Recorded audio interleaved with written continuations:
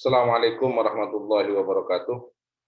Alhamdulillah, wassalatu wassalamu ala Rasulillah Sayyidina Muhammad ibn Abdullah wa ala alihi wa sahbihi mawala la hawla wa la quwwata illa billah amma ba'du. Mahasiswa program mata kuliah usul fikih rahimakumullah wa hafizakumullah jami'an. Alhamdulillah, hari ini pada pertemuan ke-14 dan materi ke-11 ya, materi ke-12 ya, tentang maqasidus syariah. Saya bisa menyapa Anda kembali ya di perkuliahan kali ini, dan ini menjadi tugas kelompok 11 ya, terkait dengan maqasidus syariah. Apa itu maqasidus syariah dan bagaimana penerapannya di dalam khazanah ilmu usul fikih. Maqasidus syariah ini secara kebahasaan ini dibentuk dari dua kata, yakni kata maqasid dan kata syariah. Maqasidus syariah ini berasal dari bahasa Arab, bukan berasal dari bahasa Madura atau bahasa Jawa atau bahasa Indonesia, tapi berasal dari bahasa Arab, yakni maqasid dan syariah. Maqasid sendiri itu adalah jamak dari maksad. Ya, maqasid itu jamak dari kata maksad yang memiliki arti pegangan, al-i'timad. Sedangkan kata syariah maksudnya adalah hukum-hukum syariah. Jadi syariah itu maksudnya hukum-hukum syariah yang telah ditetapkan oleh Allah dan telah diturunkan kepada penutup para utusan dan para nabi, yakni baginda Nabi Muhammad SAW. Itu syariah. Sementara ketika sudah digabung kata maqasid dan syariah, maka memiliki arti suatu ilmu yang menghendaki kepada beberapa tujuan-tujuan pensyariatan. Jadi maqasidus syariah itu ilmu yang ilmu ini menghendaki terhadap pembahasan tujuan-tujuan pensyariatan hukum, di mana pensyariatan hukum ini, tujuan pensyariatan hukum ini itu dijaga oleh Allah dan Rasul-Nya sebagai musyarri'. Ya.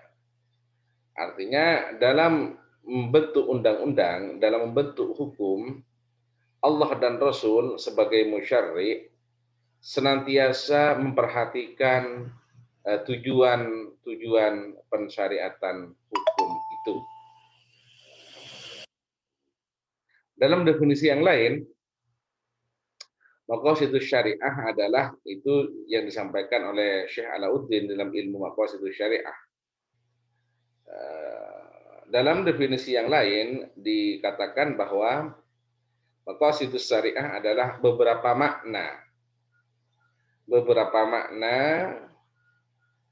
al-ma'ani, beberapa makna dan hukum yang dijaga oleh syari' dalam kaitannya pendasaran di dalam membuat hukum.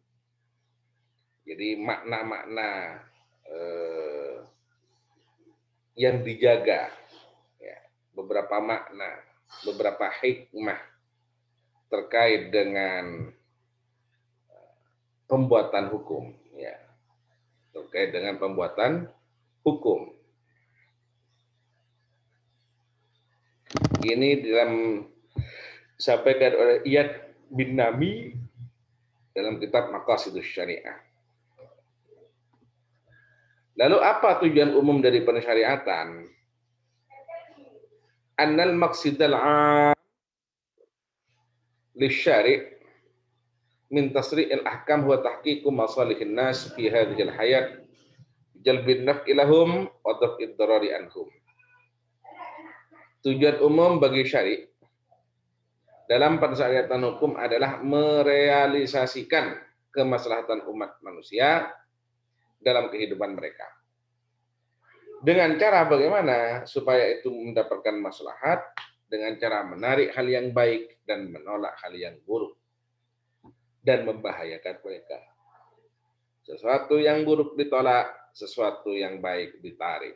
Ya, itu inti daripada tujuan al-maqsidul am atau al-maqsadul am bisyari. Ya. Tujuan umum dari disyariatkannya hukum-hukum. Ya, disyariatkannya hukum-hukum.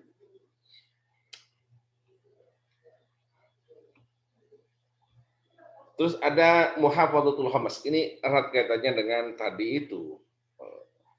Tujuan-tujuan itu. Yang dimaksud dengan muhafadzatul khamas adalah bagian dari tujuan disyariatkannya suatu hukum. Tidak lain untuk menjaga 5 perkara. Yakni menjaga agama, hifdzuddin, seperti disyariatkannya salat. Salat itu apa tujuan disyariatkannya salat? Ya dalam rangka menjaga agama. Kok bisa? Nabi bersabda, as-salatu imaduddin. Faman aqamaha faqad aqamaddin. Wa man tarakaha faqad hadamaddin. Salat itu adalah tiang agama. Orang yang mengerjakan salat, maka pada hakikatnya dia telah mendirikan agama. Dan orang yang meninggalkan salat, maka pada hakikatnya dia adalah yang merobohkan agama. Oleh karena itu, jikalau orang itu melaksanakan salat, berarti secara tidak langsung dia telah menjaga agama, menjaga eksistensi agama itu sendiri. Sebaliknya kalau dia meninggalkan sholat, pada hakikatnya dia telah sengaja merobohkan agama itu sendiri. Nah, itu. Dan banyak lagi contoh-contoh yang lain. Seperti disangsinya orang murtad, iya kan? Dibunuhnya orang murtad itu dalam rangka menjaga agama biar agama tidak dibuat main-main.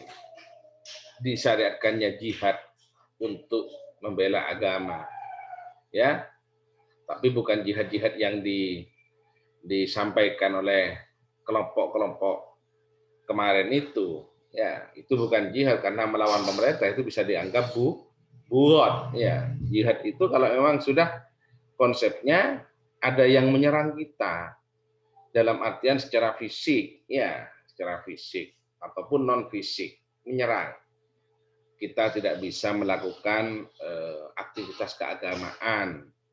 Tapi kalau di Indonesia ini apa yang tidak bisa? Kita berzakat enak, sholat Jumat enak, berhari raya enak. Mana? Tidak ada intimidasi kepada umat Islam seperti yang diklaimkan oleh mereka, ya. Sehingga mereka kemudian kemarin sampai azan dirubah-rubah, ya, hayya 'alas shalah menjadi hayya 'alal jihad. Ini bagian yang menurut saya tidak patut untuk ditiru, ya, karena itu sudah kebablasan di dalam mempertahankan agama, ya. Nah, agama kita ya masih eksis ya, sampai sekarang di Indonesia ini. Kemudian ada menjaga jiwa, hifdzun nafas. Seperti apa? Seperti disyariahkannya hukum qisas. Ya, makanya di dalam ayat Al-Qur'an Allah berfirman, walakum fil qisasi hayatun ya ulil albab.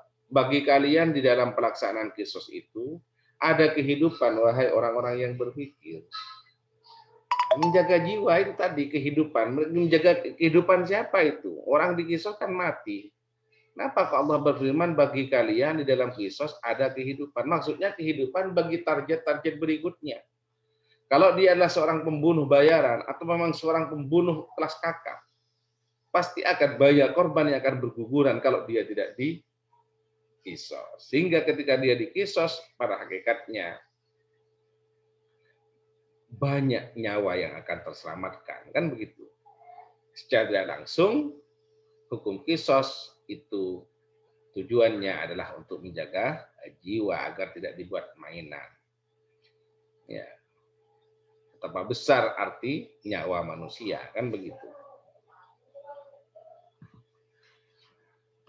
Makanya kan dalam Al-Qur'an Allah berfirman wala taqtulun nafsallati harramallahu illa bil haqq Wala taqtulun nafsallati harramallahu illa bil haq. Jangan kau bunuh jiwa yang Allah haramkan untuk membunuhnya kecuali dengan alasan yang dapat dibenarkan. Kalau dapat dibenarkan boleh. Kalau tidak dapat dibenarkan maka haram hukumnya. Man qatala mu'minan muta'ammidan fajaza'uhu jahannamu khalidan fiha wa ghadiballahu alaihi wa la'anahu wa a'adda lahu 'adzaban 'adzim. Barang siapa melakukan tindakan pembunuhan kepada seorang mukmin dengan cara sengaja, maka dia akan dipersiapkan baginya neraka jahanam dan dia akan mendapatkan siksa yang besar, yang pedih, yang agung, yang dahsyat oleh Allah Subhanahu wa taala nanti di akhirat, ya. Itu. Kemudian ada menjaga akal, menjaga hifdzuddin. Seperti apa syariat yang kemudian dalam rangka menjaga akal ini? Yakni seperti syariat haramnya khamr, tahrimu syurbil khamri. Kan gitu. Haram meminum khamr. Sebagaimana di ayat-ayat yang sudah dijelaskan. Yas'alunaka 'anil khamri wal maisir qul fihima itsmun kabir wa manafi'u lin-nas wa itsmuhuma akbaru min naf'ihima. Dalam ayat yang lain wala taqrabus salata wa antum suqara. Dalam ayat yang lain Allah berfirman innamal khamru wal maisir wal ansab wal azlam rijsun min amali syaitan fajtanibuhu la'allakum tuflihun.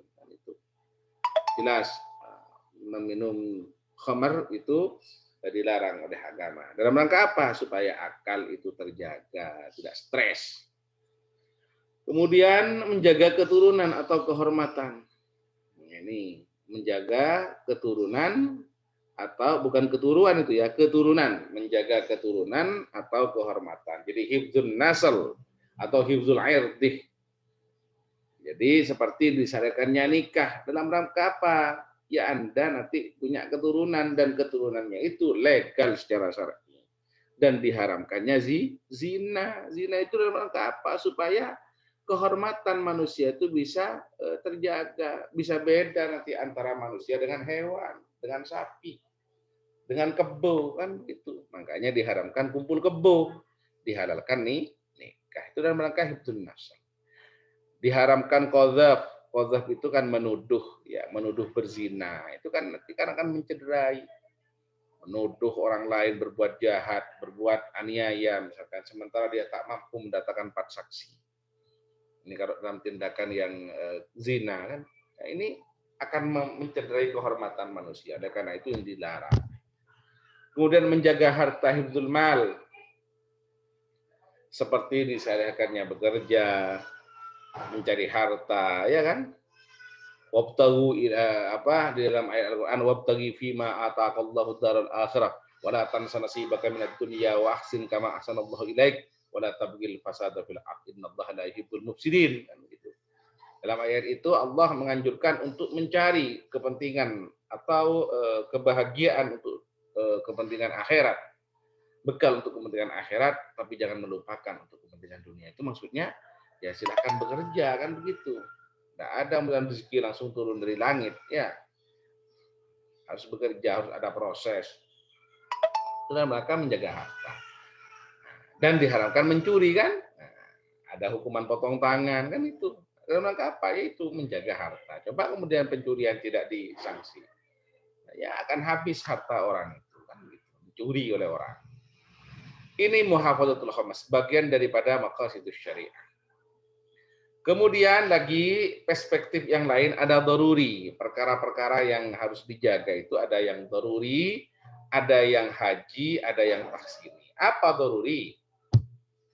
Fa amma daruriyyu fa huwa ma taqumu alaihi hayatun nasi wa la budda minhu liistiqamati masalihim wa idza fuqida ikhtalla nidhamu hayatihim wa lam tastaqim masalihum wa ammat fihim al-fawda wal mafasid.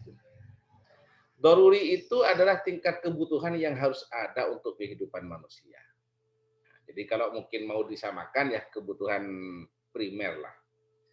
Dan kebutuhan ini harus terpenuhi untuk mewujudkan kemaslahatan dan tatanan kehidupan manusia. Akan rusak serta bahaya dan mafsadat akan mengintai kalau ini tidak ada. Dan ini biasanya berkaitan dengan muhafazatul khamas. Nah, jadi doruri itu ya tadi yang menjaga lima itu. Menjaga yang lima itu adalah amrun doruriun. Ya. Jadi perkara yang memang doruri. Kalau tidak, salah satunya tidak dijaga, entah akal, entah jiwa, entah agama tidak dijaga, maka faqad ikhtallah nizam hayatihim. Maka akan apa namanya? Akan membahayakan tatanan kehidupan manusia. Kan coba tidak ada penjagaan harta, coba. Kan rusak, akan terjadi chaos nanti, akan terjadi kekacauan kan begitu. Tidak disarankan kisos, akan kacau ya kan gitu. Itu doruri betul, harus ada. Kemudian ada perkara haji ya.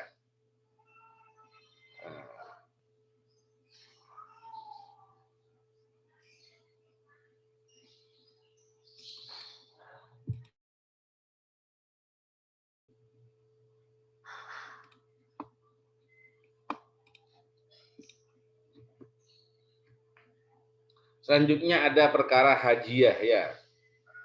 Apa perkara hajiat itu?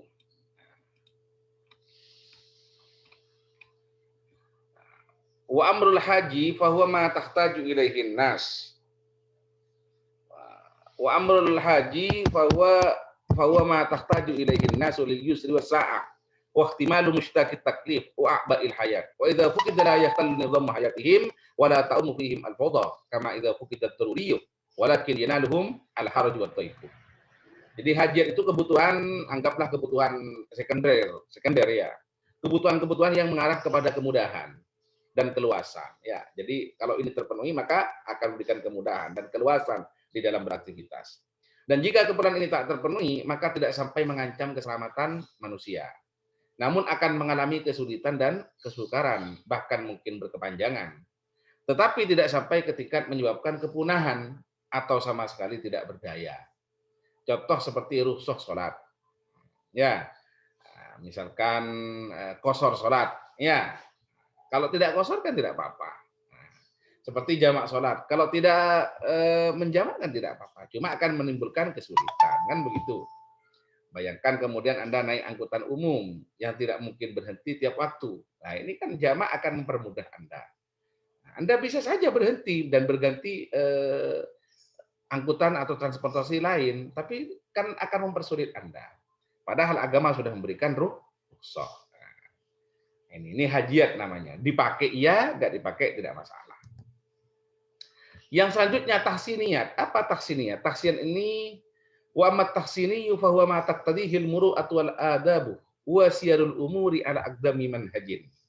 Fa idza fuqida la tahtallu hayatun nasi kama idza fuqida al-amru ad-daruri.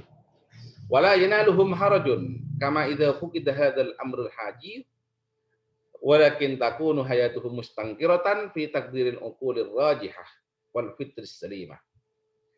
Tahsiniyat itu kalau kemudian dibahasakan yang lain mungkin disebut dengan kebutuhan tersier ya. Adalah sesuatu yang dikehendaki oleh muru'ah nama baik.